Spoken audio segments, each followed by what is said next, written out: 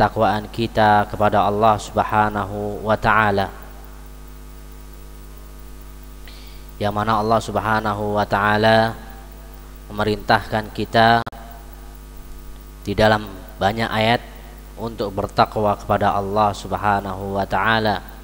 Ya ayyuhalladzina amanu ittaqullah, wahai orang-orang yang beriman, bertakwalah kalian kepada Allah Subhanahu wa ta'ala. Maka sebagai hamba Allah Subhanahu wa ta'ala, kita wajib taat dan patuh kepada Allah Subhanahu wa ta'ala. Kemudian Rabbishrah li sadri wa yassir li amri wahlul 'uqdatam min lisani yafqahu qawli. Insyaallah kita akan melanjutkan pelajaran kita, yaitu dari kitab tafsir Suratul Fatihah wa Qisarul Mufassal karya Syekh Saleh bin Abdullah Al-Utsaimin hafizahullahu ta'ala.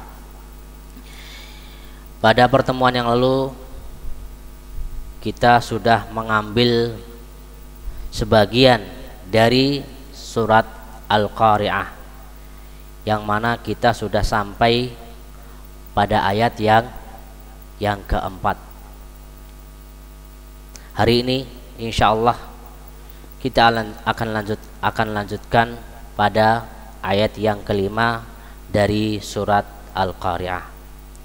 Allah Subhanahu wa ta'ala berfirman, A'udzu billahi minasyaitonir rajim. Allah berfirman, wa takunul jibalu kal'ihnil manfush. Ayat yang kelima ini masih memiliki kaitan pada ayat yang sebelumnya, yaitu Allah Subhanahu wa ta'ala masih berbicara atau menceritakan tentang hari kiamat. Allah mengatakan wa takunul jibal, pada hari kiamat gunung-gunung itu Allah hancurkan. Setelah hancur, wa takunul jibal kal'ihnil manfush, dan kami jadikan gunung-gunung itu seperti al-ihan.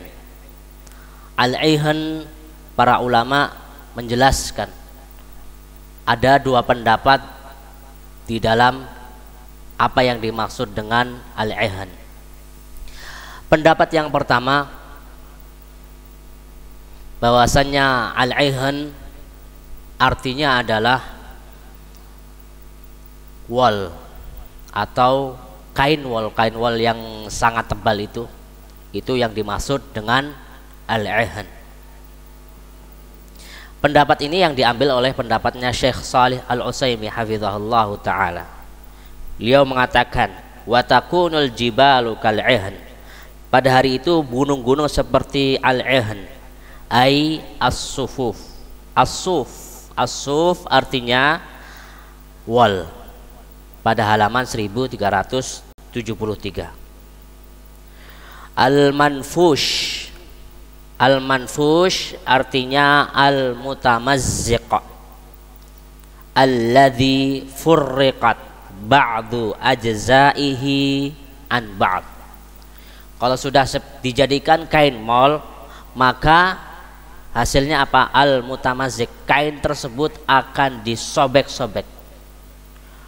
Alladzi furriqat, dan akan dicabik-cabik. Ba'du ajzaihi an ba'd, sehingga kain tersebut terlepas dari yang lain. Allah menggambarkan gunung seperti kain. Kainnya tersobek-sobek, hancur, dan dia sudah kemana-mana hancurnya. Itu yang mengatakan bahwasannya al-ihan adalah kain wol. Ada juga yang mengatakan yang dimaksud al-ihan adalah bulu atau kapas. bulu atau kapas. Jadi kalau al-ihan yang dimaksud bulu atau kapas, maka artinya adalah berbeda, nanti al-manfush berbeda artinya. Kalau kita artikan watakunul jibalu kal'ihnil manfush, maka kami jadikan bumi itu seperti bulu atau kapas al-manfush yang beterbangan. Kalau yang dimaksud dengan bulu atau kapas, ayat ini menjelaskan bahwasannya Allah Subhanahu wa ta'ala nanti pada hari kiamat akan membenturkan gunung, sehingga mereka nanti setelah dibenturkan gunung tersebut akan berhamburan seperti kapas atau bulu, sehingga mereka berterbangan kemana-mana. Hal ini dijelaskan di dalam surat Al-Fajr. Allah mengatakan apa? Wa humilatil ardu wal jibalu, afwan, di dalam surat Al-Haqqah Allah mengatakan wa humilatil ardu wal jibalu fadukkata dakkata wahidah. Allah katakan tentang bumi dan gunung tatkala hari kiamat, bumi dan gunung akan diangkat oleh Allah fadukkata, kemudian keduanya dibenturkan, saling berbenturan antara bumi dan gunung. Fadukkata dakkata wahidah, dibenturkan dengan satu benturan yang sangat keras. Maka gunung tersebut atau bumi tersebut hancur seperti kapas yang beterbangan.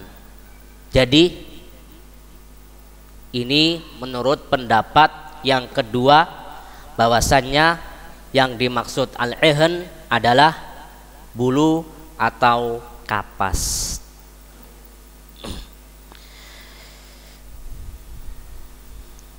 Kemudian ayat yang selanjutnya Allah Subhanahu wa ta'ala berfirman, ayat yang ke-6, fa amma man thaqulat mawazinu, adapun yang timbangannya lebih berat.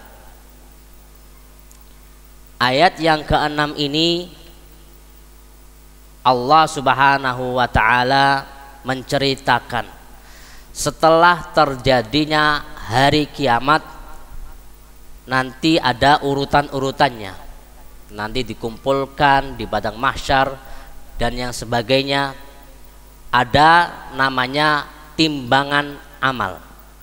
Allah mengatakan wa amma man khaffat mawazinu, adapun orang yang lebih berat timbangannya. Di dalam ayat ini atau ayat yang setelahnya Allah menceritakan bahwasannya manusia nanti pada hari kiamat akan terbagi menjadi dua golongan. Golongan yang pertama man khaffat mawazinu, lebih berat timbangannya. Dan golongan yang kedua Allah ceritakan sebaliknya, wa amma man afwan wa amma, yang tadi golongan pertama sakulat, yang golongan yang kedua khaffat, yang ringan timbangannya. Wa amma man khaffat mawazinu, yang ringan timbangannya. Allah menjadikan dua golongan. Sebelum kita lanjutkan, Allah Subhanahu wa ta'ala berbicara tentang timbangan. Lalu pertanyaan berikutnya adalah, sesuatu apakah yang nanti akan ditimbang oleh Allah Subhanahu wa ta'ala pada hari kiamat? Yang ditimbang apanya? Badannya atau amalannya atau yang lainnya? Para ulama menjelaskan bahwasannya yang ditimbang nanti pada hari kiamat ada 3 macam. Yang pertama adalah amalannya itu, amalannya sendiri akan ditimbang oleh Allah Subhanahu wa taala. Hadis-hadis tentang amalan banyak sekali Rasulullah SAW sebutkan. Di antaranya adalah ma min syai'in afqalu fil mizani min husnil khuluq. Rasulullah SAW bersabda, tidak ada sesuatu yang lebih berat timbangannya dibanding akhlak yang mulia. Di sini hadis tersebut diterangkan bahwasannya amalan akhlak mulia itu berat timbangannya. Menunjukkan bahwasannya hal tersebut yang ditimbang apa? Amalan. Dalam hadis yang lain Rasulullah SAW juga bersabda, kalimatani khafifatani 'alal lisan, thaqilatani fil mizan, habibatani ilar rahman. Dua kalimat, kalimatani khafifatan, yang ringan timbangannya, yang ringan disebutkan, diucapkan. Thaqilatani fil mizan, dua kalimat tersebut berat di dalam timbangan nanti pada hari kiamat. Habibatani ilar rahman, dua kalimat juga tersebut dicintai oleh Allah Subhanahu wa taala. Apa itu? Subhanallahi wa bihamdih, subhanallahil azim. Dua kalimat tersebut adalah subhanallahil azim, subhanallahi wa bihamdih, yaitu kalimat tauhid. Kalimat tauhid itu juga termasuk yang membuat amalan tersebut menjadi lebih berat. Dari dua hadis ini menunjukkan bahwasannya tatkala kita beramal atau kita melakukan amal, maka yang didahulukan itu pertama apa? Tauhid, yang membuat timbangan akan berat. Makanya kita harus cerdas bagaimana cara kita agar nanti di hari kiamat timbangannya lebih berat, yaitu dengan cara mentauhidkan Allah Subhanahu wa taala, dan yang kedua berbuat akhlak yang mulia kepada manusia. Itu yang pertama tentang yang ditimbang di hari kiamat. Kemudian yang kedua yang nanti akan ditimbang oleh Allah, yang kedua adalah fisik. Fisik atau badan seseorang.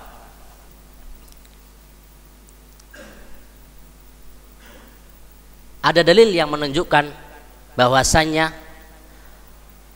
fisik seorang hamba pada hari kiamat akan ditimbang. Berat dan ringannya itu tergantung dari kekuatan amalannya, kekuatan imannya. Diriwayatkan oleh hadis Abu Hurairah radhiyallahu taala anhu, Rasulullah sallallahu alaihi wasallam bersabda, innahu la ya'ti ar-rajulul azim as-samin yaumal qiyamah. Sesungguhnya pada hari kiamat nanti akan didatangkan seseorang yang sangat besar, yang sangat gemuk. La yazinu indallahi janaha ba'udah. Tetapi ini yang sangat disayangkan apa? Tetapi ketika ditimbang di sisi Allah Subhanahu wa taala tidak sampai seberat sayap nyamuk. Artinya timbangan tersebut ringan. Kenapa ringan? Karena dia amalannya cuma sedikit. Walaupun badannya besar, fisiknya besar, kuat, tetapi semuanya nanti pada apa? Tetapi itu semuanya tergantung dari amalan seorang hamba. Begitu juga hadis yang lain tentang bahwasannya fisik atau badan itu akan ditimbang. Hadis Ibnu Mas'ud radhiyallahu taala anhu. Abdullah bin Mas'ud pernah menceritakan waktu itu tatkala ia ingin mengambil ranting siwak yang ada di suatu tempat,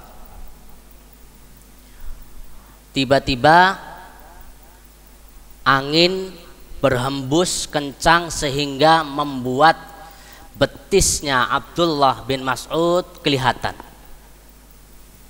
tersingkap kelihatan. Maka para sahabat pun tertawa melihat betisnya Abdullah bin Mas'ud kecil. Melihat tertawa para Rasulullah SAW mulai bertanya, kenapa kalian tertawa wahai para sahabat? Para sahabat menjawab, kedua betisnya Abdullah bin Mas'ud itu kecil. Kedua betisnya Abdullah bin Mas'ud itu kecil.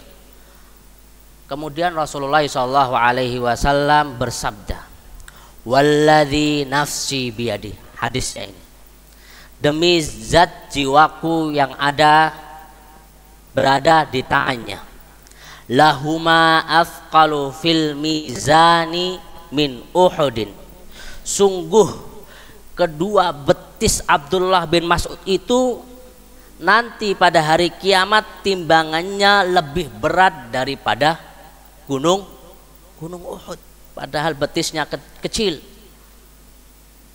menunjukkan bahwasannya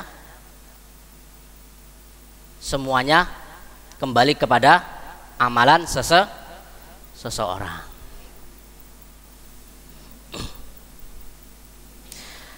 Kemudian ikhwani fillah, azani Allahu wa iyyakum. Yang ketiga, sesuatu yang akan ditimbang yang ketiga adalah buku catatan amal. Buku catatan amal. Mengenai buku catatan amal terdapat hadis yang sangat masyhur, yaitu hadis tentang bitaqah, kartu la ilaha illallah, yang mana nanti pada hari kiamat kata Rasulullah SAW, fayun syarulahu tis'atun wa tis'una sijillan, akan didatangkan, dibukakan baginya 99 catatan amalan keburukan. Kemudian dia punya kartu apa? Kartu la ilaha illallah.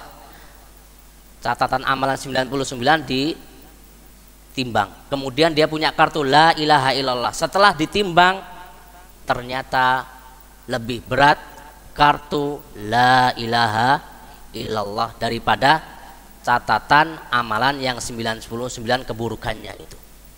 Menunjukkan, hadis ini menunjukkan bahwasannya yang ditimbang apa? Buku catatan amal. Dari ketiga yang akan ditimbang itu semuanya kembali kepada amalan seseorang, amalan soleh seseorang. Intinya adalah bahwasannya kita harus mentauhidkan Allah Subhanahu wa ta'ala. Kalau kita mentauhidkan Allah Subhanahu wa ta'ala, mengamalkan isi la ilaha illallah, insya Allah itu nanti akan membuat berat timbangannya pada hari kiamat. Kemudian kita lanjutkan. Allah Subhanahu wa ta'ala berfirman, fa amma man thaqulat mawazinu, adapun yang lebih berat timbangannya, kata beliau, wa fi dzalikal yaum tunsabul mawazin, pada hari itu dipasanglah, diletakkanlah timbangan pada hari kiamat. Dari sini yang dapat kita ambil faedah bahwasanya apa? Seorang ahlus sunnah wal jamaah harus meyakini, harus beriman bahwasanya nanti pada hari kiamat akan ada timbangan. Jangan sampai ada yang mengingkari. Hadisnya jelas, ayatnya juga jelas. Fa amma man thaqulat mawazinu birujhani hasanatihi ala sayyiatihi birujhan, lebih berat kebaikannya daripada keburukannya. Maka apa balasannya? Apa? Fahuwa fi 'isyatir radiyah. Yang lebih berat timbangannya, balasannya adalah dia akan mendapatkan kehidupan yang radiyah, yang disenangi. Ai hayatin mardiyatin fi jannatin na'im, yaitu adalah kehidupan yang disukai, yaitu apa? Fi jannatin na'im, tempatnya adalah di surga yang penuh dengan kenikmatan. Kemudian sebaliknya, golongan yang kedua, yaitu yang ringan timbangannya. Allah menceritakan, wa amma man khaffat mawazinu. Adapun yang ringan timbangannya, kata beliau, bi allan takun lahu hasanatun tuqawimu sayyiati, yaitu dia tidak memiliki lam takun, tidak memiliki hasanat, amalan kebaikan, tuqawimu, yang bisa melawan sayyiatihi, amalan kejelekannya. Artinya lebih berat amalan keburukannya daripada amalan kebaikannya. Di dalam ayat ini Allah menyebutkan man khaffat, yang ringan timbangannya. Pertanyaannya, siapakah yang ringan timbangannya? Siapa yang ringan timbangannya nanti pada hari kiamat? Para ulama menjelaskan, para ulama tafsir menjelaskan, ada dua golongan yang ringan timbangannya, atau yang lebih berat timbangan amalan keburukannya daripada amalan kebaikannya. Ada dua golongan. Yang pertama, orang kafir dan yang sejenisnya, masuk ke dalam man khaffat, yang ringan timbangannya. Kenapa orang kafir dan yang sejenisnya ringan timbangannya? Padahal mereka di dunia, mungkin mereka orang-orang kaya, mereka berinfak dengan harta mereka, membangun masjid, kemudian membantu orang-orang untuk apa, misalkan bakti sosial dengan hartanya mereka. Kenapa mereka bisa ringan timbangannya? Siapa yang tahu? Padahal mereka punya amalan, bahkan amalannya bisa mengalahkan kita. Mereka berinfak, bersedekah, orangnya lebih kaya. Kenapa bisa mereka ringan timbangannya? Jawabannya adalah ada di dalam surat Al-Kahfi. Allah mengatakan, kenapa mereka orang kafir ringan timbangannya? Allah berfirman, ulaikal ladzina kafaru bi ayati rabbihim wa liqa'ihi fahabitat a'maluhum fala nuqimu lahum yaumal qiyamati wazna. Ulaikal ladzina kafaru, pada hari kiamat, afwan, ulaikal ladzina kafaru, mereka orang-orang kafir yang kafaru bi ayati rabbihim, yang kufur dengan ayat-ayat Allah Subhanahu wa taala, wa liqaihi, dan tidak meyakini adanya pertemuan dengan Allah, fahabitat a'maluhum, niscaya amalannya akan sia-sia. Nah, ini jawabannya adalah fala nuqimu lahum yaumal qiyamati wazna. Pada hari kiamat nanti kami tidak akan memberikan penimbangan terhadap amalan yang mereka lakukan. Kami tidak akan memberikan penimbangan kepada mereka terhadap amalan yang mereka lakukan. Apa maksudnya ini? Fala nuqimu lahum yaumal qiyamati wazna. Maksudnya kami tidak akan memberikan penimbangan kepada mereka. Apa maksudnya? Ulama Ibnu Katsir rahimahullahu taala menjelaskan bahwasannya amalan mereka tetap ditimbang. Allah Subhanahu wa taala akan menimbang mereka. Tetapi amalan tersebut tidak memiliki nilainya sama sekali. Tidak memiliki bobotnya sama sekali. Walaupun mereka punya amalan di dunia,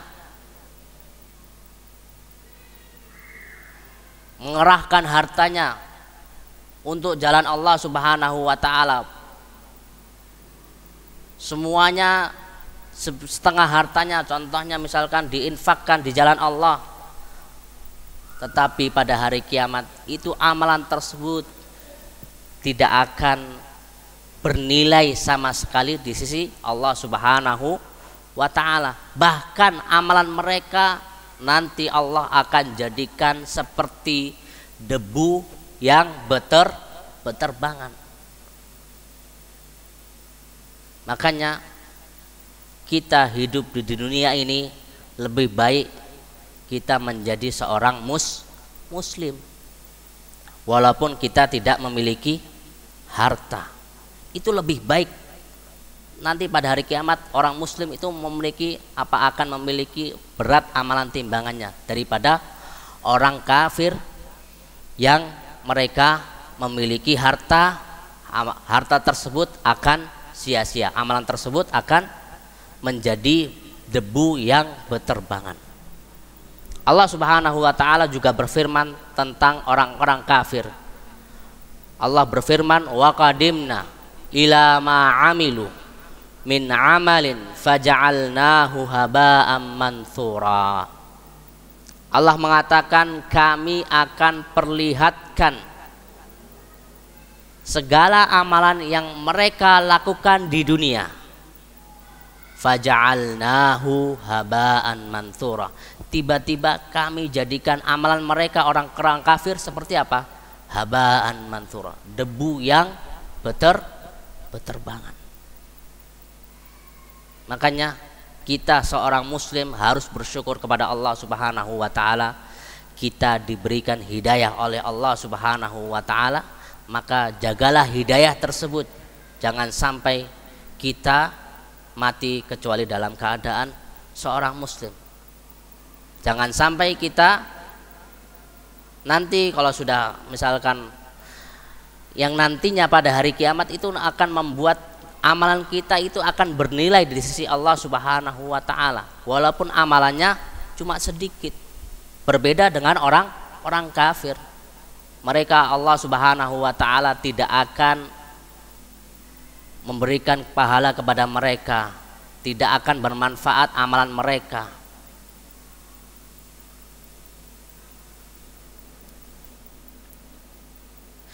Kemudian yang kedua, yang ringan timbangannya. Siapa yang ringan timbangannya? Yang kedua adalah apa? Orang Islam.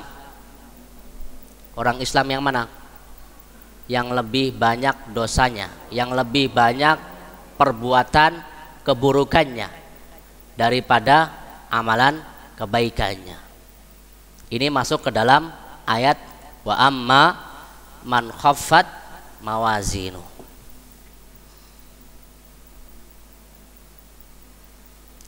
Ada pepatah Arab yang mengatakan hasibu anfusakum qabla an tuhasabu.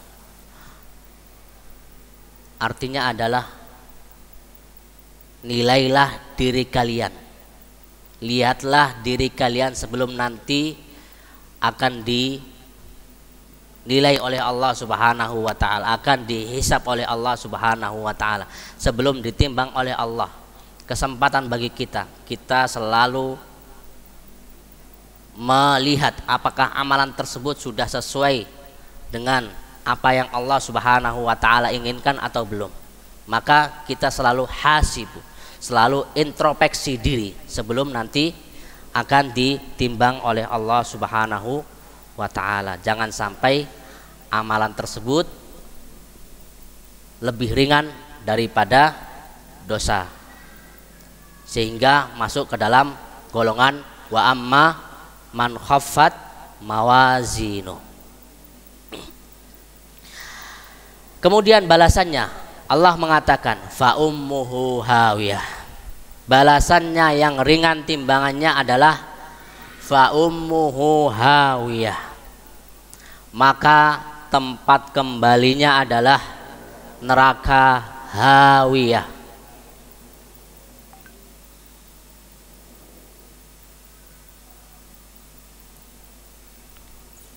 Sebelum kita lanjutkan lebih dalam, Allah Subhanahu wa taala menggunakan kata fa ummuhu.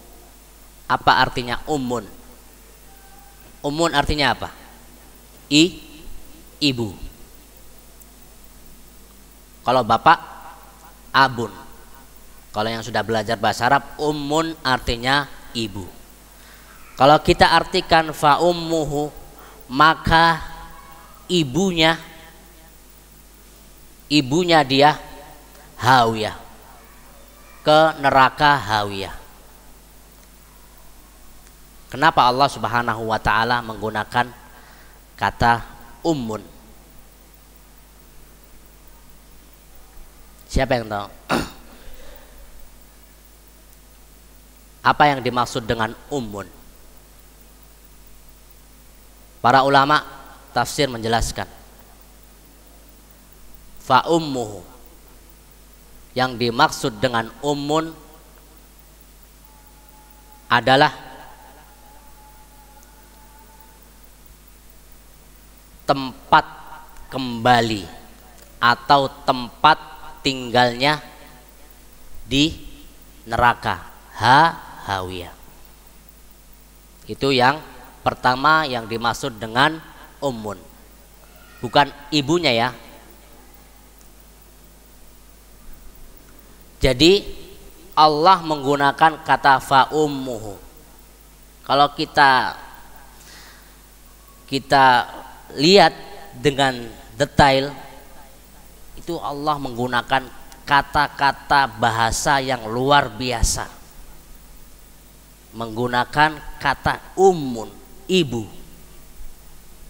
Artinya apa? Kalau yang dimaksud tempat kembali atau tempat tinggalnya ke neraka, yang dimaksud adalah kenapa Allah menggunakan kata ummun? Kenapa? Karena seorang anak tatkala dia misalkan dia akan mengadu, pasti nanti yang pertama kali mengadu kepada siapa? Lari kepada siapa? Ibunya. Begitu juga di dalam ayat ini, orang yang ringan timbangannya maka akan kembali kepada neraka hawiyah. Faham sampai di sini? Makanya Allah Subhanahu wa taala menggunakan kata ummun, sama-sama tempat kembalinya. Seorang anak mengadu kepada ibunya. Begitu juga orang yang ringan timbangannya, tempat kembalinya ke neraka. Luar biasa Allah menggunakan kata sastra Arab.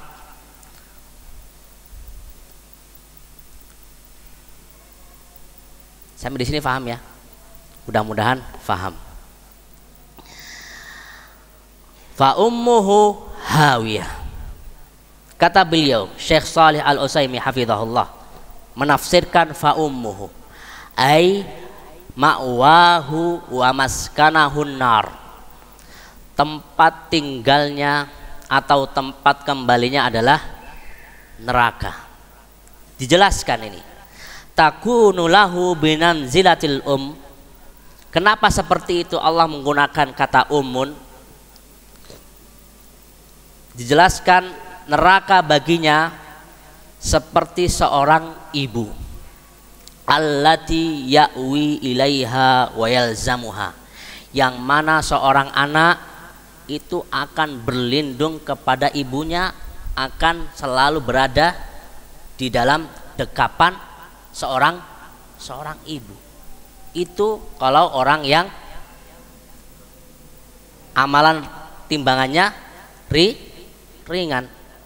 Sebagaimana Allah Subhanahu wa taala berfirman, kama qala ta'ala, inna adzabaha kana gharama. Allah berfirman dalam surat Al-Furqan ayat ke-65. Sesungguhnya azab bagi mereka itu gharama, ai selalu senantiasa untuk mereka. Ai mulaziman ahlaha. Gharama artinya adalah mulaziman, yang senantiasa menyertai penghuninya, penghuni neraka. Itu dari kata ummun, fa ummuhu hawiyah. Sekarang kita akan masuk ke hawiyah. Hawiyah adalah nama neraka. Fa ummuhu hawiyah, tempat tinggalnya, tempat kembalinya adalah neraka hawiyah. Apa arti hawiyah? Artinya hawiyah adalah tempat yang sangat dalam. Makanya Allah menggunakan kata hawiyah. Pas sudah.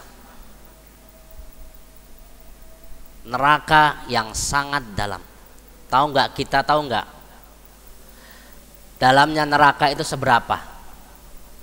Ada yang tahu dalamnya neraka? Apakah 2 meter atau 50 meter atau 100 meter atau 1000 meter? Tahu nggak? Ada yang tahu dalamnya neraka? Makanya Allah menggunakan kata hawiyah. Pas banget. Diceritakan bahwasannya di dalam riwayat tentang hawiyah dalamnya neraka yang disabdakan oleh Rasulullah SAW dari Abu Hurairah radhiyallahu taala anhu. Kita lanjutkan setelah adzan insyaallah.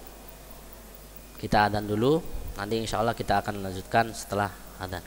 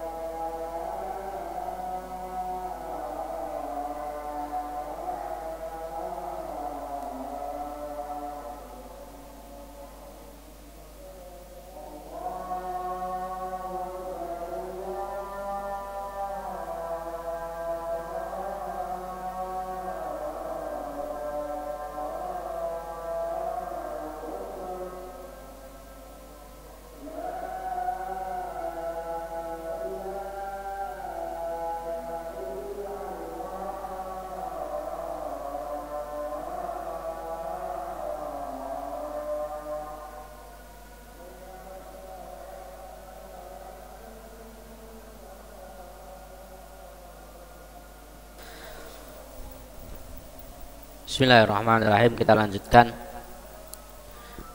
Hawiyah tadi artinya adalah tempat yang sangat dalam. Lalu seberapa dalam neraka? Nabi SAW jelaskan di dalam hadisnya yang diriwayatkan oleh Abu Hurairah radhiyallahu taala anhu. Beliau bercerita, kunna ma'a Rasulillah sallallahu alaihi wasallam. Suatu ketika kami sedang duduk-duduk bersama Rasulullah sallallahu alaihi wasallam. Idz sami'a wajabatan. Tiba-tiba kami mendengar wajabatan, benda yang jatuh.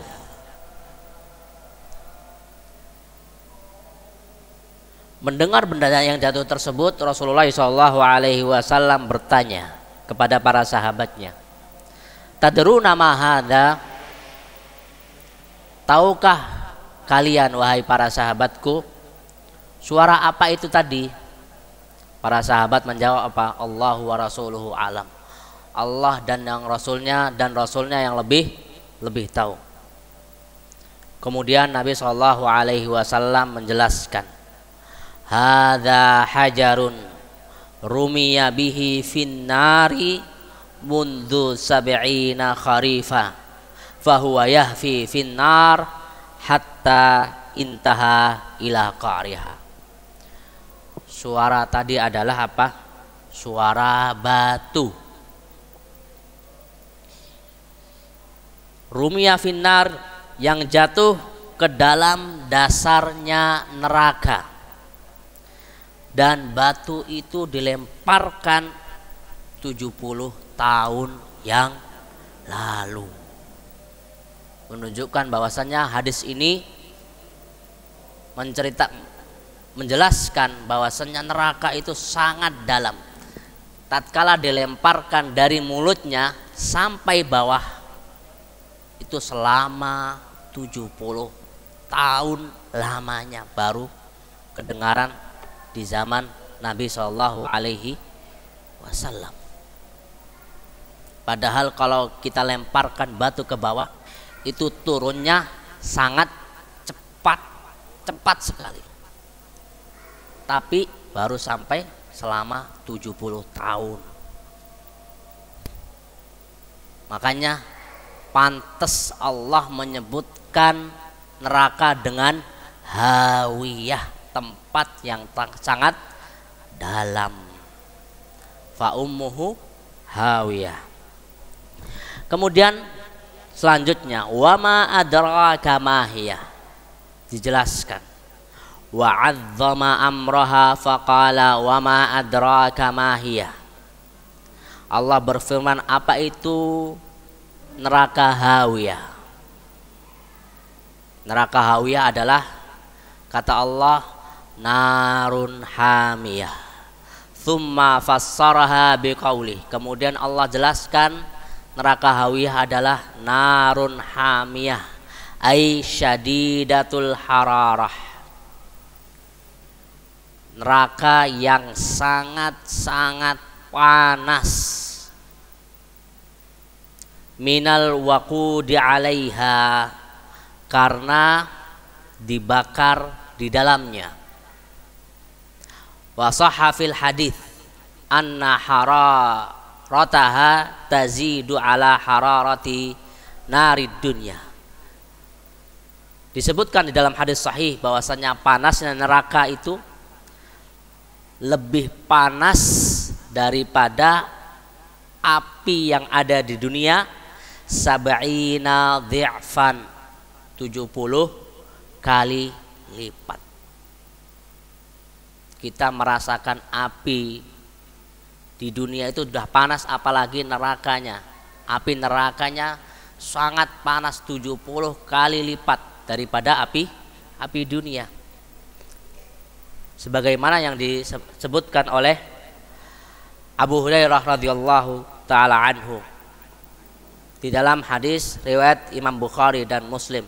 Kata Rasulullah sallallahu alaihi wasallam, narukum hadhihi ma yuqadu bani adam juz'un wahidun min sab'ina juz'an min nar.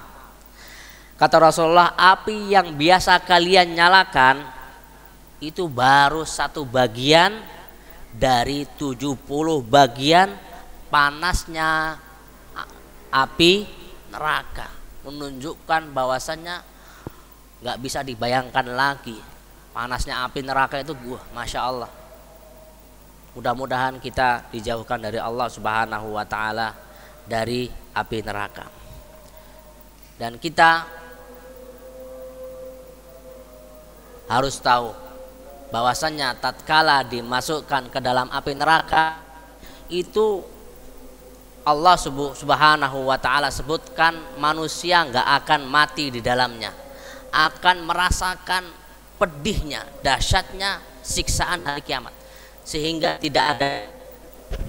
tidak ada yang mati kaku, merasakan dari ujung kepala sampai ujung kaki organ tubuhnya dibakar. Itu Allah Subhanahu wa Ta'ala akan ganti nanti tatkala kebakar dagingnya atau organ tubuhnya.